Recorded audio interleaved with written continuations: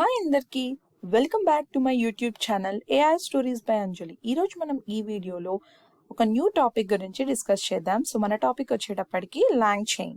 So LangChain అనేది ఏంటి, అసలు లాంగ్ చైన్ ఫ్రేమ్వర్క్ ఎలాంటి యూస్ కేసెస్కి వాడతాం అనే దాని గురించి డిస్కస్ చేద్దాం. సో మన మెయిన్ మోటివ్ వచ్చేటప్పటికి how to use LangChain for doing prompt templates for summarisation. So ఇలా ఈ టాపిక్ గురించి మనం ఈరోజు డిస్కస్ చేద్దాం. సో అంతకన్నా ముందు ఎవరైనా మన ఛానల్ని ఫస్ట్ టైం చూసినట్లయితే ప్లీజ్ లైక్ చేసి షేర్ చేసి సబ్స్క్రైబ్ చేసుకోవడం మర్చిపోకండి. అండ్ ఆల్సో బెల్ ఐకాన్ని ట్యాప్ చేయండి. అలా ట్యాప్ చేయడం వల్ల లేటెస్ట్ నోటిఫికేషన్స్ అన్నీ మీకు వస్తాయి. ఎవరైతే నా ఛానల్ని సబ్స్క్రైబ్ చేస్తూ సపోర్ట్ చేస్తున్నారో వాళ్ళందరికీ a big thank you. So ఇప్పుడు మనం మన టాపిక్లోకి వెళ్ళిపోతాం. సో ఫస్ట్ లాంగ్ చైన్ అంటే ఏంటి? సో లాంగ్ చైన్ అనేది ఒక ఫ్రేమ్వర్క్ అనమాట. సో ఎలా అయితే మీరు ఫ్రేమ్వర్క్స్ని నార్మల్గా సాఫ్ట్వేర్ ఫీల్డ్ వాళ్ళకి ఫ్రేమ్వర్క్స్ అనే టర్మ్ ఐడియా ఉంటుందని అనుకుంటున్నాను. సో ఎవరికైనా తెలియకపోతే సింపుల్గా చెప్పాలనుకుంటే ఫ్రేమ్వర్క్ అనేది ఏంటంటే సెట్ ఆఫ్ థింగ్స్ అనేవి ఆల్రెడీ డిఫైన్ చేస్తారు. సో వాటిని యూస్ చేసుకొని మీరు మీ కోడ్లో మీ టాస్క్ అప్లికేషన్స్ని డెవలప్ చేసుకోవచ్చు అనమాట. సో బేసిక్గా మనకి జనరేటివ్ ఏ అప్లికేషన్స్ని చేసుకోవడానికి లాంగ్ చైన్ అనే ఒక ప్రామినెంట్ ఫ్రేమ్వర్క్ అనేది కనిపెట్టారు. సో ఈ లాంగ్ చైన్ ఫ్రేమ్వర్క్ని యూజ్ చేసుకొని మనము జనరేటివ్ ఏ అప్లికేషన్స్ని డెవలప్ చేసుకోవచ్చు అనమాట. సో అది main introduction about long chain. Next prompt templates. So పేరులోనే తెలుస్తుంది ప్రాంప్ట్ అంటే ఏంటంటే బేసిక్గా ఆల్రెడీ మన ప్రీవియస్ వీడియోలో నేను డిస్కస్ చేశాను. సో ఎవరైనా చూడనట్లయితే ప్లీజ్ వెళ్ళి బేసిక్స్ గురించి స్టార్ట్ చేసి నేర్చుకోండి. సో ప్రాంప్ట్ అంటే ఏంటంటే జనరల్గా మనము ఏదైతే ఏఐ అప్లికేషన్ మనం చేస్తున్నామో ఆ ఏఐ అప్లికేషన్కి మనం కస్టమైజ్డ్ వర్షన్ అనేది చేస్తాం కాబట్టి మనకు తగ్గట్టు మనము ఎల్ఎల్ఎంని మన మాట వినేటట్లు చేయడానికి ఒక సెట్ ఆఫ్ రూల్స్ అనేవి ఇస్తామన్నమాట నార్మల్ లాంగ్వేజ్లో.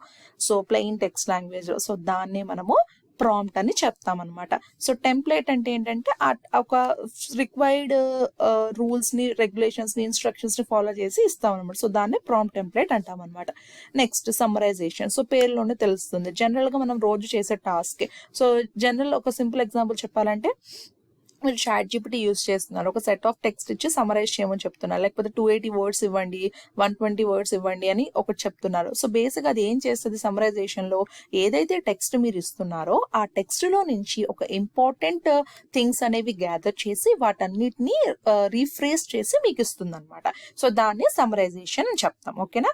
సో ఈ రోజు మనం చూసేది ఏంటంటే లాంగ్ చైన్ అనే ఒక ఫ్రేమ్వర్క్ని వాడి సమ్మరైజేషన్ అనే టాస్క్ని ప్రాంప్ట్ ఇన్స్ట్రక్షన్స్ని ఎలా ఇస్తావు అనే దాని గురించి ఈ అప్లికేషన్లో డిస్కస్ చేద్దాం. ఓకేనా? సో యాజ్ యూజువల్ ఫస్ట్ ఎప్పుడు కూడాను రిక్వైర్డ్ లైబ్రరీస్ని మీరు ఇన్స్టాల్ చేసుకోవాలి. దానికోసం మీరు ఈ కమాండ్స్ని వాడాలన్నమాట. So pip install LangChain quiet. So LangChain అనే ఫ్రేమ్వర్క్ వాడుతున్నాం కాబట్టి లాంగ్ చైన్ ఫ్రేమ్వర్క్ని ఫస్ట్ ఇన్స్టాల్ చేసుకోవాలి. అండ్ అగైన్ నేను ఎప్పుడు చెప్పేదే, మీరు పైథాన్ ఎన్వైర్న్మెంట్లో కనుక ఇన్స్టాల్ చేసుకుంటే పిప్ అనే వాడతాము. అదే కాండా ఎన్వైర్న్మెంట్లో యూజ్ చేయాలంటే conda --- install -c conda -forge ఆ పర్టికులర్ ప్యాకేజ్ అనేది ఇస్తామన్నమాట. ఓకేనా? సో అది మీరు గుర్తుపెట్టుకోవాల్సింది. Next pip install -u language -openai. So OpenAI అనేది మీరు జీపీటీ వాడతాం కాబట్టి ఎల్ఎల్ఎం. ఇక్కడ అగైన్ మీరు ఏ ఎల్ఎల్ఎం వాడితే ఆ ఎల్ఎల్ఎం ఉన్న లైబ్రరీని వాడాలి, ఎందుకంటే అందులోనే మెథడ్స్ ఉంటాయి కాబట్టి. సో నేను జనరల్గా జీపీటీ ఎక్కువ చూపిస్తా కాబట్టి జీపీటీనే వాడుతున్నాను. అఫ్ కోర్స్ బర్డ్ కూడా మనం మన వీడియోస్లో చూసాము. సో మీరు బర్డ్ వాడచ్చు, జీపీటీ వాడచ్చు, జెమినై వాడచ్చు. అట్లా ఏ ఎల్ఎల్ఎం మోడల్ వాడితే ఆ ఎల్ఎల్ఎం మోడల్ తగ్గట్టు మీరు లైబ్రరీ అనేది సెలెక్ట్ చేసుకోవాల్సి ఉంటుంది అనమాట. సో ప్రెసెంట్ మనం యూస్ చేసేది జీపీటీ కదా. సో జీపీటీకి ఓపెన్ ఏఐ కాబట్టి ఓపెన్ ఏఐ అనేది యూస్ చేస్తున్నాం. ఓకేనా? Next Python -.env. సో బేసిక్గా .env ఎందుకు వాడతామంటే, సో మీరు పద్దాకల మీ సిస్టంలో ఎన్వైర్న్మెంట్ వేరియబుల్స్ని సెట్ చేసుకోవటానికి ఈజీగా యాక్సెస్ చేసుకోవచ్చు అనమాట ఆ వాల్యూస్ని. సో అప్పుడు లోడ్ అవుతుంది అనమాట. సో అందుకు ఈ .env అనేది వాడతాం. ఓకేనా? సో వన్స్ మీరు ఇన్స్టాల్ చేశాక దాన్ని ఇంపోర్ట్ చేసుకోవాలి. ఇంపోర్ట్ చేసుకోవడానికి ఈ లైన్స్ అనేది వాడతారు. So from langchain _openai import openai method and then import OS, and from the .env you're using load _.env method, and then you're importing the langchain and you're calling that function. ఓకేనా?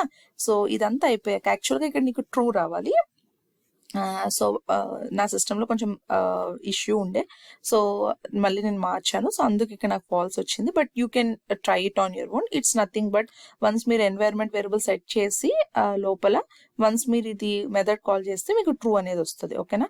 So next వచ్చేటప్పటికి open AI underscore key equal to your key here. So ఇదే నేను ప్రతి వీడియోలో చెప్తాను. Already API కీని మీరు ఎట్లా గ్రాప్ చేసుకోవాలనే మెథడ్ అనే ప్రాసెస్ని కూడా నేను మీకు చూపించాను. సో వన్స్ మీరు అది ఏపీఐ యాక్చువల్లీ నౌ ఏపీఐ అనేది కొంచెం కాస్ట్ ఉంది కాబట్టి మీరు $20 అట్లా స్పెండ్ చేసుకోవచ్చు. Who want to try for ఏపీఐకి. సో ఆ ఏపీఐ కీని మీరు ఇక్కడ పేస్ట్ చేసేసుకోండి. Since it is secured key I'm not posting it. ఓకేనా. Next OpenAI dot API key equal to OS dot get ENV of OpenAI key. So ఎప్పుడైనా సరే మీరు ఏపీఐ కీని తెచ్చుకున్నాక ఫస్ట్ ఇనిషియలైజ్ చేసుకోవాలి కదా. సో అంటే first తెచ్చుకోవాలి కదా దానికి ఎన్వైర్న్మెంట్లో. సో అందుకని గెట్ ఈఎన్వి వాడతాం. సో బేసిక్గా ఏంటంటే మీ సిస్టమ్ యొక్క ఎన్వైర్న్మెంట్ వేరియబుల్లో ఏపీఐ కీని గ్లోబల్ వేరియబుల్గా సెట్ చేసుకొని దానిని మీరు ఈ కోడ్లో యూజ్ చేసుకుంటున్నారు అనమాట. ఓకేనా. సో అదనమాట ఇక్కడ వరకు. నెక్స్ట్ సో ఆల్రెడీ నేను చెప్పా కదా అసలు లాంగ్ చైన్లో ఎలాంటి యూస్ కేసెస్ అనేవి ఉంటాయని. సో వాటి గురించి ఒకసారి డిస్కస్ చేద్దాం. ఇప్పుడు ఈజీగా ఉంటుంది మీకు కూడాను, ఓవరాల్ ఐడియా వస్తుంది. సో బేసిక్గా లాంగ్ చైన్ అనేది మనం డిఫరెంట్ టైప్స్ ఆఫ్ టాస్క్కి వాడచ్చు అనమాట. సో ఫస్ట్ వచ్చేటప్పటికి సమరైజేషన్. సో యాజ్ యూజువల్ జనరల్గా సమరైజేషన్ అంటే ఏంటంటే నీ యొక్క టెక్స్ట్లో ఇంపార్టెంట్ ఫ్యాక్ట్స్ని నువ్వు గ్యాదర్ చేస్తావు అనమాట. దాన్నే సమరైజేషన్ అంటాము. Next question and answering over document. So జనరల్గా మీరు ఒక డాక్యుమెంట్ ప్రొవైడ్ చేసి ఆ డాక్యుమెంట్ సంబంధించిన క్వశ్చన్స్ ఏమైనా అడిగినప్పుడు ఆ డాక్యుమెంట్లో మీరు ఏదైతే ఇన్ఫర్మేషన్ ఇచ్చారో దాన్ని బట్టి నీకు ఆన్సర్స్ అనేవి వస్తాయి అనమాట. నెక్స్ట్ ఎక్స్ట్రాక్షన్ అంటే ఏంటంటే జనరల్గా నీవు ప్రొవైడ్ చేసిన ఒక సంథింగ్ టెక్స్ట్లో నుంచి నీకు కావాల్సిన పర్టికులర్ పార్ట్ అనేది నువ్వు ఎక్స్ట్రాక్ట్ చేసుకోవచ్చు అనమాట. సో దాన్నే ఎక్స్ట్రాక్షన్ అంటారు. ఇవాల్యూషన్ అంటే ఏంటంటే నువ్వు ఏదైతే అప్లికేషన్ డెవలప్ చేసావో ఆ వచ్చిన రిజల్ట్స్ని నువ్వు ఇవాల్యూట్ చేస్తావు అనమాట. అంటే అసెస్ చేస్తావు అనమాట దాని యొక్క అవుట్పుట్ని. ఓకేనా. సో ఆల్రెడీ ఇవాల్యూషన్ మెట్రిక్స్ అన్ని మనం డిస్కస్ చేసాం. ఎవరైనా చూడకపోతే ప్లీజ్ వాచ్ చేయండి. Next క్వెరీయింగ్ the tabular data. So బేసిక్గా నువ్వు ఏదైతే గనక నువ్వు ఇచ్చున్నావో నీ టెక్స్ట్లో అందులో నుంచి నువ్వు అంటే ఆ టెక్స్ట్ అనేది నువ్వు RDBMS అంటే in the form of rows and columns like tablet data. So అక్కడి నుంచి కూడా నువ్వు క్వెరీ చేయొచ్చు అనమాట. సో అలాంటి అప్లికేషన్స్ లో కూడా వాడచ్చు అనమాట. అంటే like same how you're doing with the help of normal SQL for your structure data you can do the similar type of applications here అనమాట. ఓకేనా. Next code understanding. సో మనం రెగ్యులర్గా చేసే పని కోడ్ని అండర్స్టాండ్ చేసుకోవడానికి, లేకపోతే ఎర్రర్స్ ఏమైనా వచ్చినప్పుడు జస్ట్ నువ్వు అది పేస్ట్ చేసుకొని ఒకసారి ఈ కోడ్ చూడు, ఈ ఎర్రర్ ఏంటి, ఎలా మాడిఫై చేయాలని. సో ఆల్మోస్ట్ ChatGPT వచ్చినప్పటి నుంచి మనం అందరం కూడాను ఎక్కువ అలానే యూజ్ చేస్తున్నాం కదా ChatGPTని. ఇదివరకే టైంలో ఏంటంటే యూజువల్గా will go for Stack Overflow కదా. So but with the advent of ChatGPT ఏంటంటే మనం ఎక్కువ ఇలాంటి థింగ్స్ కూడా ChatGPTని యూజ్ చేస్తున్నాం. సో ఇలాంటి థింగ్స్ కూడా నువ్వు లాంగ్ చైన్ యూజ్ చేసి డెవలప్ చేసుకోవచ్చు అనమాట. లైక్ కోడ్ అండర్స్టాండ్ చేసుకోవడం, డీబగింగ్ చేయడం, ఎక్కడ ఏ పాయింట్ ఇది. సో డీబగింగ్ అంటే లైక్ నేనేమంటున్నా అంటే మీరు డీబగ్ చేయడానికి you can use for understanding the code అని చెప్తున్నాను. Okay. Again don't think in the misspell. Of course debug చేయడానికి కూడా కొన్ని టూల్స్ ఉన్నాయి, అవి కూడా మనం ఫ్యూచర్ వీడియోస్లో చూస్తాం. Next interacting with APIs. So యూజువల్గా మనం చేస్తున్నాం కదా APIsని యూజ్ చేసుకొని ఎలా కమ్యూనికేట్ చేస్తామనేది. సో బట్ జనరల్గా ఈ లాంగ్ చైన్లో ఏంటంటే నువ్వు వేరే ఏదన్నా అప్లికేషన్స్తో కమ్యూనికేట్ చేయాలన్నా APIsతో ఇంటరాక్షన్ అనేది చేసుకోవచ్చు అనమాట. Next chat bots. As usual ఇప్పుడు దాకా చాలా ఎగ్జాంపుల్స్ చూసాము. సో ఒక మంచి కస్టమైజ్డ్ వర్షన్ నీ కస్టమర్స్ని కానీ నీ బిజినెస్లో నీకు కావాలనుకున్నప్పుడు ఆటోమేట్ చేయడానికి చాట్ బాట్స్ని డెవలప్ చేయొచ్చు అనమాట లాంగ్ చైన్ అండ్ ఫ్రేమ్వర్క్ని యూజ్ చేసి. నెక్స్ట్ ఏజెంట్స్ అనమాట. సో ఏజెంట్స్ అంటే ఏంటంటే ఇక్కడ ఒక ట్రిక్ అనమాట. సో ఇప్పటి వరకు మనకి టెక్నాలజీ పరంగా చూసుకున్నట్లయితే డేటా సైన్స్, మెషిన్ లెర్నింగ్ చూసాము. బట్ రీసెంట్ టైమ్స్లో మనకి AI అనేది ఎక్కువ వినిపిస్తుంది అనమాట. అసలు మెషిన్ లెర్నింగ్కి AIకి డిఫరెన్స్ ఏంటి? సో మెషిన్ లెర్నింగ్ ఏంటంటే జనరల్గా ఒక సర్టైన్ పాయింట్ ఆఫ్ థింగ్ని నువ్వు అడిగినప్పుడు అది ప్రెడిక్ట్ చేసింది అంతవరకు. ఓకేనా. బట్ AI ఏం చేసిందంటే ఎలా అయితే హ్యూమన్ అలా ఆ ప్రాబ్లం వచ్చినప్పుడు సొల్యూషన్ ఎలా అయితే చెప్తాడో సేమ్ ఏజెంట్స్ని యూజ్ చేసి అంటే AIని యూజ్ చేసి మీరు ఆ డెసిషన్ అనేది తీసుకుంటారు. ఇక్కడ ఒక 2 థింగ్స్ అనేవి గుర్తుపెట్టుకోవాల్సి ఉంటుంది. ఫస్ట్ థింగ్, నువ్వు AIని యూజ్ చేసి అంటే ఏజెంట్స్ అనే ఒక కాన్సెప్ట్ని అంటే ఏజెంట్స్ కోసం నేను AI గురించి చెప్తున్నాను, don't confuse again. So agents అంటే జనరల్గా ఏంటంటే డెసిషన్స్ అనేవి మనం ఎట్లయితే తీసుకుంటున్నామో సేమ్ అలానే ఒక ఏఐ ఎల్ఎల్ఎం మోడల్ అనేది ఇచ్చిద్ది అనమాట మనకి డెసిషన్ ఇలా తీసుకోనని. కానీ ఇక్కడ 2 థింగ్స్ మనం గుర్తుపెట్టుకోవాల్సి ఉంటుంది. ఎప్పుడైనా సరే అంటే అది మనిషి అయినా ఎవరైనా నార్మల్ గా జనరల్ గా మనిషి అయితే మనకు జ్ఞానం ఉంటది కాబట్టి మనకు అన్ని తెలుస్తుంది కాబట్టి మనకి డెసిషన్స్ ఎలా తీసుకోవాలో తెలుస్తుంది. బట్ నువ్వు ఏఐని యూజ్ చేస్తున్నావంటే దాని యొక్క ఇంపాక్ట్ కూడా నువ్వు రెస్పాన్సిబిలిటీ వహించాలి.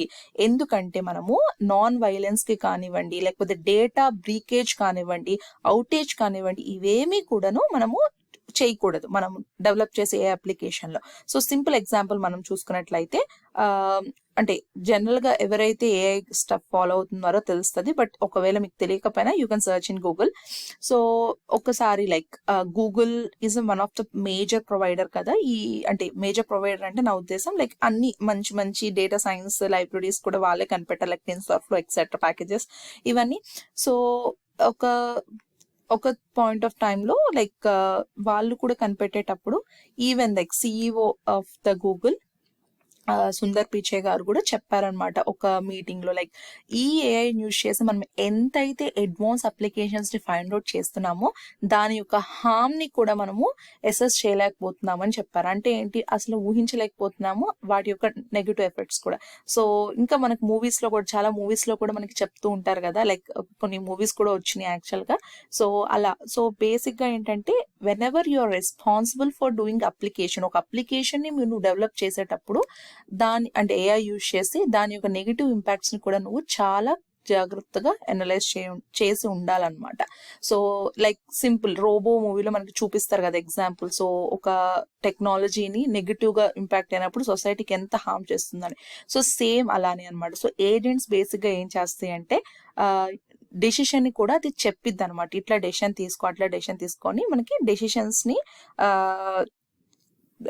చేయటానికి హెల్ప్ చేసిద్ది అనమాట. సో అది main thing. So machine learning model ఏం చేసిద్ది, జస్ట్ సపోజ్ మీరు ఒక బ్యాంక్ లోన్ ని ప్రెడిక్ట్ చేయాలనుకుంటున్నారు. సో ప్రెడిక్ట్ చేయడం వరకు ఏదో ఎస్ ఆర్ నో అనేది మెషిన్ లెర్నింగ్ చెప్పేది.